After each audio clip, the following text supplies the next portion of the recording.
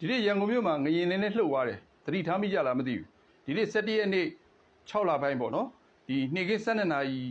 နဲ့15မိနစ်16မိနစ်အချိန်လောက်မှာငရင်လှုပ်ခတ်သွားတာသတိထားမိကြလားမသိဘူးဖြစ်ပုံကသူကအောက်ဘက်ကိုဆွဲနှိမ့်လိုက်တယ်လို့မျိုးဝုန်းဆိုအောက်ကျသွားတယ်လို့မြေကြီးကအောက်ဆင်းသွားတယ်လို့ခံစားလိုက်ရတယ်ပြီးတော့မှလာနည်းနည်းတအောင်ကြတော့မှလာနည်းနည်းခါရမ်းတဲ့ပုံသဏ္ဍာန်ကိုတွေ့ရှိရတယ်ဆိုတော့ပုံသဏ္ဍာန်ကတော့နည်းနည်းထူးကြတယ်အရင်တော့ဆိုရင်ဘေးဘယ်ညာရမ်းတဲ့ပုံသဏ္ဍာန်မျိုးဖြစ်ပြီမဲ့အခုတခါကတော့အောက်ကိုနှိမ့်ဆင်းတဲ့ပုံစံတော့ဝုန်းဆိုအောက်ဆင်းသွားတဲ့ပုံစံမျိုးခံစားရပြီးတော့မှပြန်ငြိမ်သွားတယ်ငြိမ်သွားပြီးတော့တအောင်လေးကြာတော့မှပြန်ပြီးတော့ဘေးဘယ်ညာရမ်းလိုက်တယ်နောက်နည်းနည်းထပ်ပြီးတော့နည်းနည်းထပ်ရမ်းတယ်အလုံးပေါင်းကတော့စက္ကန့်30ကျော်လောက်တော့ကြာမယ်လို့သိရတယ်ဆိုတော့ပုံသဏ္ဍာန်လေးကဒီလိုလေးထူးခြားတာလေးတော့တွေ့ရတယ်မြေကြီးအောက်ကိုဆွဲနှိမ့်လိုက်သလို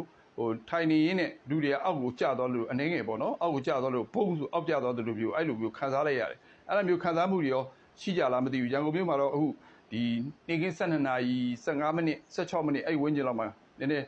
ငရင်ပုံသဏ္ဍာန်မျိုးလိုမြေကြီးနှိမ့်တဲ့ပုံသဏ္ဍာန်မျိုးလိုပေါ့နော်ဒီအောက်ကမြေလွှာလှုပ်ရှားတဲ့ပုံသဏ္ဍာန်ကိုခံစားလိုက်ရတယ်ဆိုတော့ဒါလေးကတော့နည်းနည်းသတိထားမိဖို့အနေအထားလေးပါပြောပြပေးရတာပါ